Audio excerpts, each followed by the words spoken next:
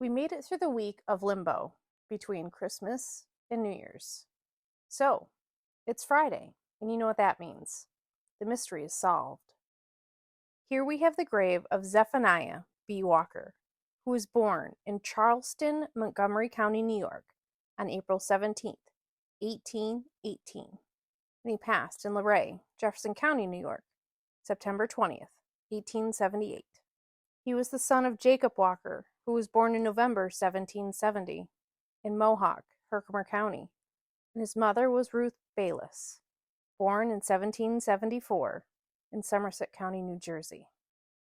His grandfather was probably Jacob Walker, 1740 to 1800, British loyalist who relocated from New York to Canada after the Revolution because he was a Loyalist Ranger team during the war, and he was on the wrong side. So like I said, Zeph was born in Charleston, Montgomery County. And by 1830, his family was living in Root, Montgomery County. And then 1840, they were then in Luray. Today, that journey by car would take you 3 hours and 15 minutes. I can't imagine how long it would take in the 1840s. In about 1850, he married Sarah Ann, who was born about 1828, and it's stated in Jefferson County, New York. You can find her in the census with him between 1850 and 1875. Zeph transferred property to her in about 1872, and she was the administrator of his probate in 1879, and was transferred all the ownership of his property by 1880. And that is where her trail runs cold.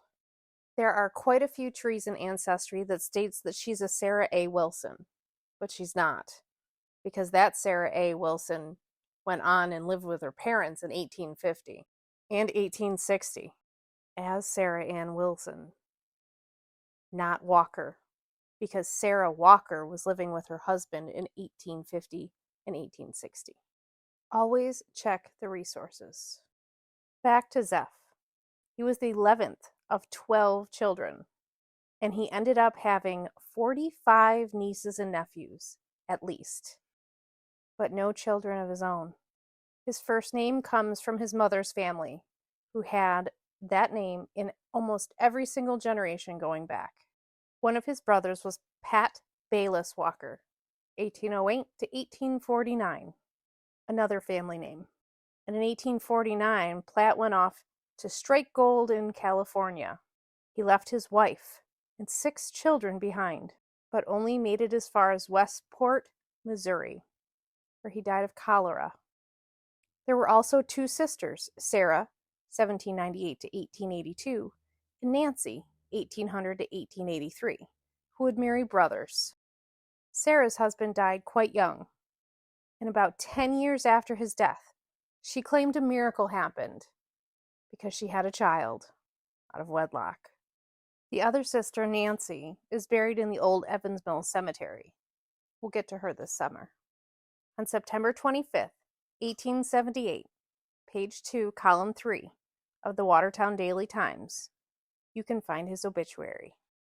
Again, we are called to chronicle the death of a beloved and respected citizen, Zephaniah Walker, who passed away from this earth on Friday, the 20th.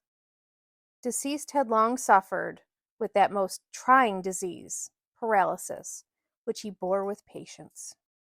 He leaves a wife and a large circle of friends to mourn his loss, and while they have the sympathy of the community, they also have the assurance of a reunion with their loved ones where death never enters and parting is unknown. I hope you all have a wonderful 2025, and I can't wait to see what this year brings us. Thanks for watching.